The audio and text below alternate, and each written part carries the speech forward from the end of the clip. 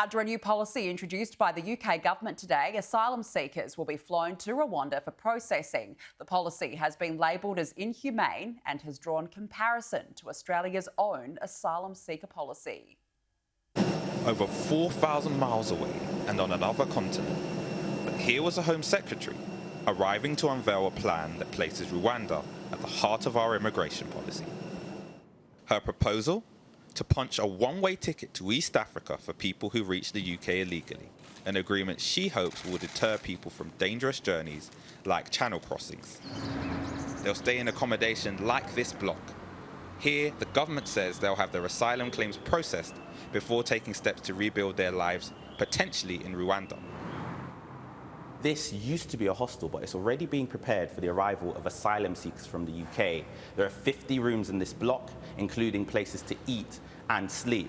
But essentially, it's a holding centre where those people will wait for their asylum claims to be processed.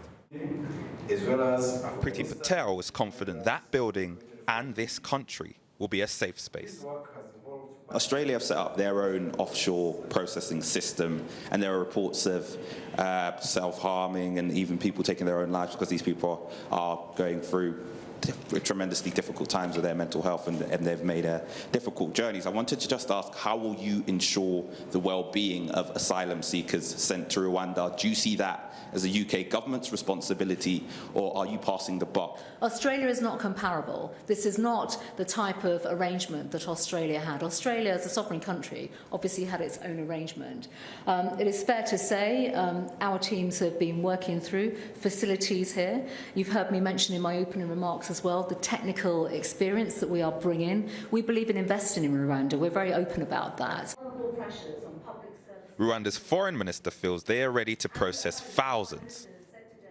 We assessed our capacity to receive migrants, and we know that we have a capacity in place to receive migrants. To reach that point, though, they'll need to scale up fast. Here, they're planning to build 2 more blocks. On top of that, politicians don't want to deal with a British backlog. If our kids, or Rwanda's kids, has not the possibility to go at school because of the poverty, how Rwanda government will assume to give education to the kids of these refugees? On the streets of Kigali, we found a sense of hospitality rather than hostility. We can encourage all of the world to come to stay in Rwanda. They may be called migrant or whatever, they are just people.